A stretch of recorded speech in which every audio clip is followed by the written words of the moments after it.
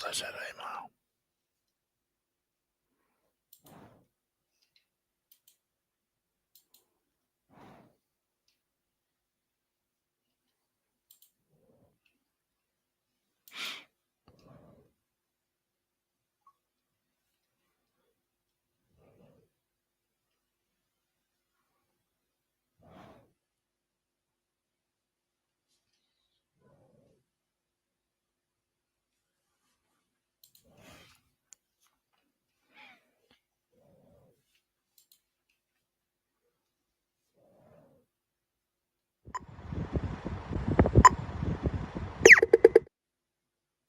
Right.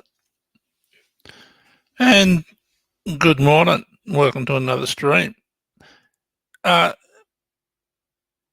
got an email the other day. I belong to an emailing list.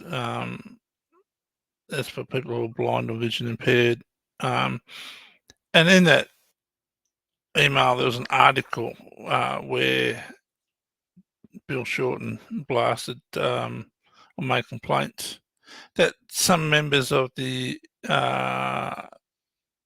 senior NDIA took on a contract for software. Contract it was $126 million contract, but some select people got gifts for awarding the contract, and even though they didn't specify exactly what those gifts were, they did say it was hospitality. Now that could mean they got a bottle of scotch or a bottle of wine, or they could have got a free trip overseas for a week or two. We don't know. We don't know what those kickbacks were, and they are kickbacks. If you take something in lieu of a contract, it's possible fraud. It's possibly bribery. There's an old saying, the fish rots from the head down. What do we do? November 23rd last year, there was a data breach of 11,000 records that were allegedly sold from an NDIA staff member to a couple of service providers. 11,000 records. Now there's kickbacks of hospitality. We don't know exactly what they were or how much they were that were valued at. I don't care if it was a $10 gift. If you're in a position of authority and you're making decisions, you don't accept gifts. In my personal opinion, that's a bribe. It shouldn't happen. Those people who received that gift should be stood down immediately until there's an investigation, and if they're guilty, they should be sacked. Now, we keep hearing about the cost blowout to the NDIA. It's up around $34, $36 billion a year.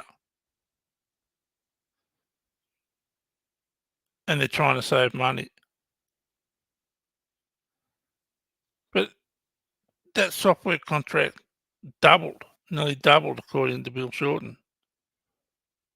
It's now at $126 million. Now, where do we go from here? If senior people are receiving gifts, how can they then turn around and blame participants for doing the wrong thing? Defrauding the NDIS, basically.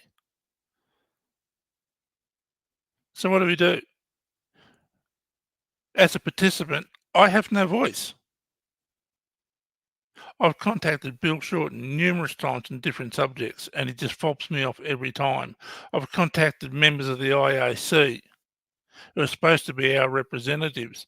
Nobody's ever responded, answered my emails, reached out to me to see what my concerns were.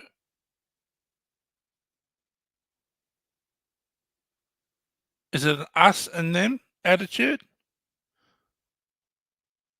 What do we do? How does a participant like myself or you or an advocate, how can we get our voices heard?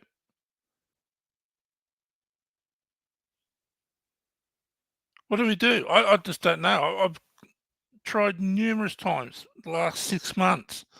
I've emailed so many people more than once to come and talk to me, to do an interview on this on a live stream like we are today.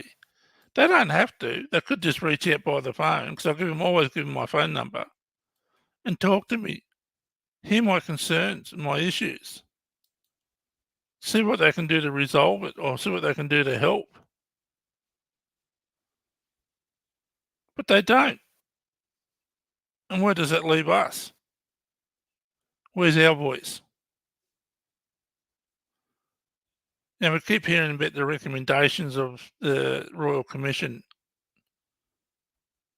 And I was watching, I don't know if you've heard of this, Isaac Butterfield. He released a video, a podcast about the government wanting to close. The recommendation was to close the special needs schools. They should be abolished.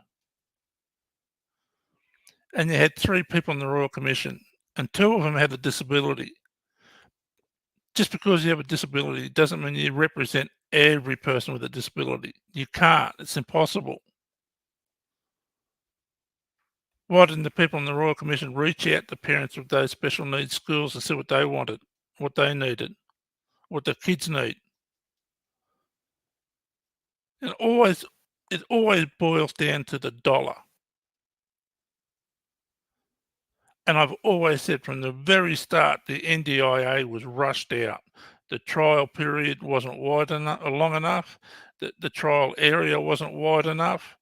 And I've always said the Labor government and the Liberal government is severely underestimated on how much people with disabilities have been without their whole lives because they rely on their family to support them. And now they have the NDIA supporting those needs. And it's costing what, $34 billion a year? Well, it's costed the family of people with disabilities $34 billion a year out of their own pockets to get supports, to get items that they need to live an independent life. Why can't we get a kickback of all the crap the NDIA's put us through? It's all right for the senior management to get kickbacks for the contracts. Is it okay for me to go out to a company that I use for products to get a kickback if I just keep going to that one business? Is it appropriate for that to happen? No.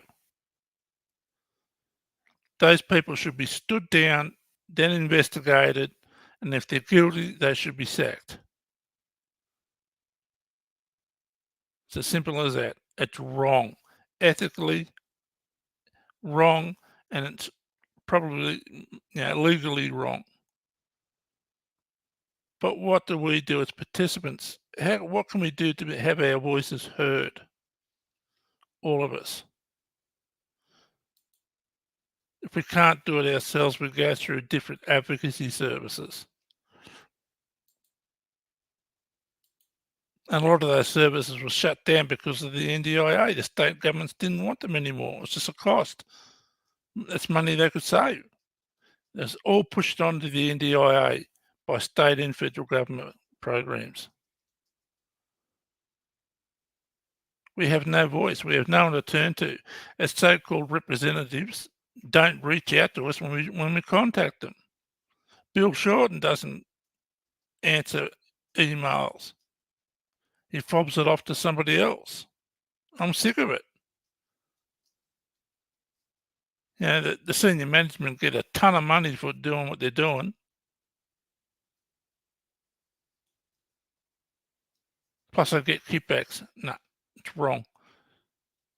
Stand them down, and if they're guilty, sack them on the spot. Now, I don't know what everyone else thinks, but if you want to contact me about this issue, it's blindadvocate007@gmail.com. I will answer your emails, always do, and I'll provide my phone number if you want to ring. But the whole senior level, I'm looking into it. It's so ethically corrupt. You know, the Independent Advisory Council Committee, they're not independent, they're appointed. It should be an elected position. We, the participants, should have the right to elect our representatives, not those appointed by Bill Shorten. Because he's going to put people in there he wants, just like the Liberal Party did when they had it. They put people in they wanted. If we don't speak up, then this is going to continue to happen.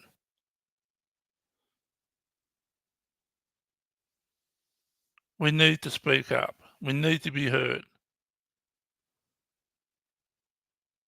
And if you can't do it, and if you need help, contact me. It's as simple as that. I'll do what I can.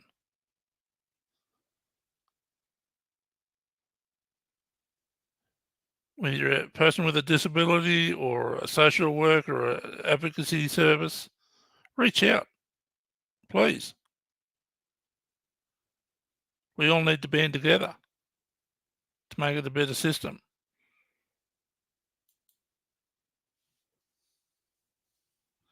Anyway, I don't know if there's anyone in chat who's made any comments.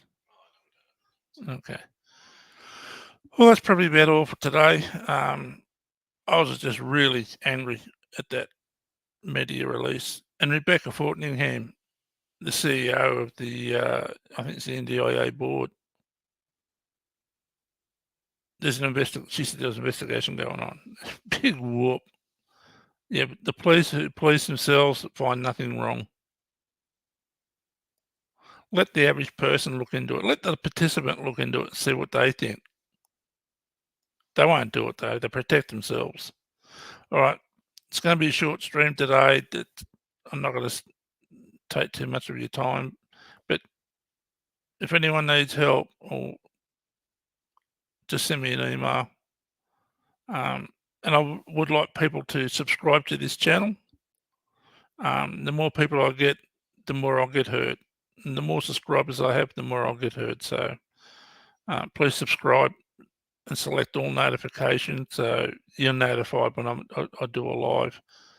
And if you have any topics you want to raise or you want me to raise, I'm more than happy to do it. Just any issues, just contact me at blindadvocate007@gmail.com. All right, thanks, Chris.